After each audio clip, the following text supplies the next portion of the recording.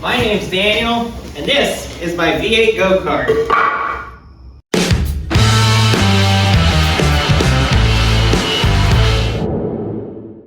As you can see, it has no brakes. So we're going to try and use this go-kart brake to at least have some kind of brakes just to start out with. Now I know what you're saying, it's a 350 and it's making 300 horsepower. That is not going to be enough brakes. And you are correct if all that power could get put down to the ground. I have a go-kart clutch just to start out with, and I think that brake's going to be fine with a normal go-kart clutch. I don't think we're going to be able to put very much of that power down, but I'm hopeful we'll be able to stop with that brake, and this go-kart clutch will be enough to at least move it around a little bit with the huge gear I have on here. So eventually I want to upgrade to like a Harley clutch and transmission because this thing needs to do burnouts and donuts. That is the ultimate goal. But I think that little baby clutch is going to be nice to shake it down as long as it moves it all. So here's our situation with the brake. Our axle used to be right here, and the brake would go on here, loop around, and then the arm or whatever would pull it this way. So it would pull it down like that. The problem is we're not going to be able to do that over here because I stiffened it all up and moved the bearing way out so the axle wouldn't bend from all the weight.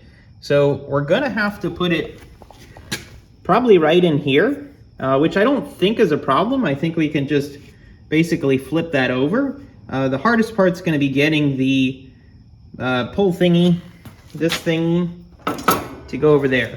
So let's see if we can do that, and then I think we'll be able to test it out a little bit in the garage, just rolling it around. I feel a little stupid I didn't think about it when I was assembling the axle, but I need to pop the axle out to be able to slide it on there. So I guess we're gonna have to start by taking the axle out. All right, we got this thing jacked up. Let's pop off these wheels, get the axle out, and get that brake hub thing on there.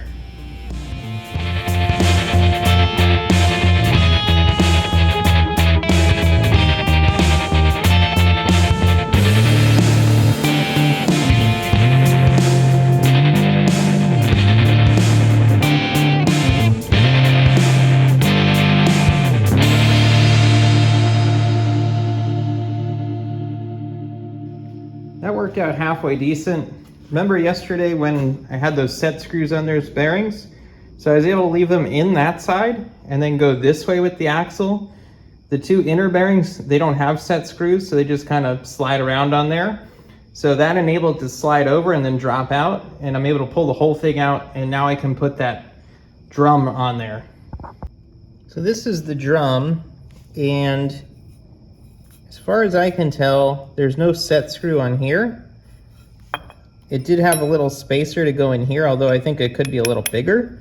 I think what we may have to do is put it on here and sandwich it in between the gear and then put a spacer on this side, I think is what maybe we have to do to make this thing fit. So I have the axle sitting in here,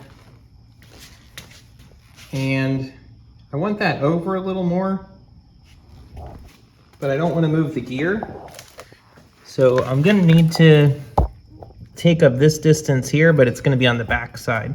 So what I'm going to do is I'm going to take Sparky over there and I'm going to cut a little piece of this, drop it in there, and then I think we'll be good to go.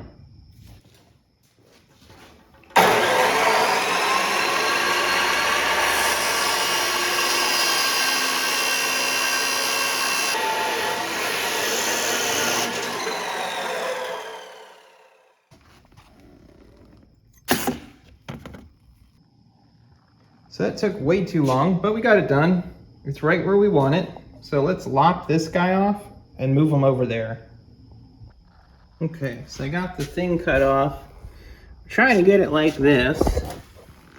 So I think we're gonna have to weld this down here. It seems to work better down here. And then we'll pull from the top. I think the trickiest part's gonna be getting this lined up just right so it doesn't walk the band off or anything like that. So let's try and tack it in just right.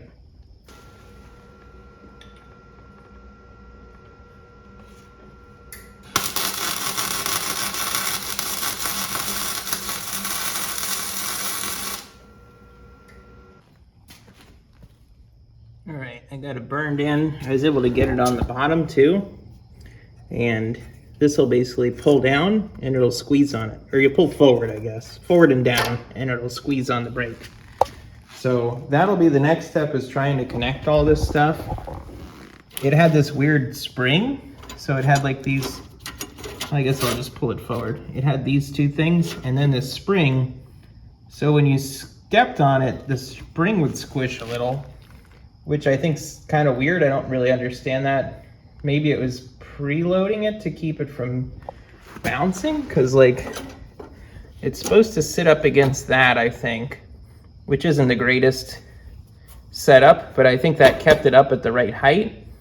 And then maybe the spring just kept tension on it at that height, and then the only thing is when you step on it, it's going to squish a bunch. So I feel like it's not going to work that good like that, but I also don't know everything about go-karts, so maybe it's supposed to be like that. I'm gonna have to look that up. The axle took a long time tonight, but we got our brake shoe mount welded on, and now we just need something to pull on the brake when we hit the actual brake pedal, and then we'll be able to test it. So I'm confident we'll be able to do that tomorrow. I'm out of time for tonight. I make a video every single day, so I will be back here tomorrow. I appreciate everybody that's returning every day. You guys are the best. Anyone that's not subscribed, hit that subscribe button. That way you can see this thing in action when I get it done.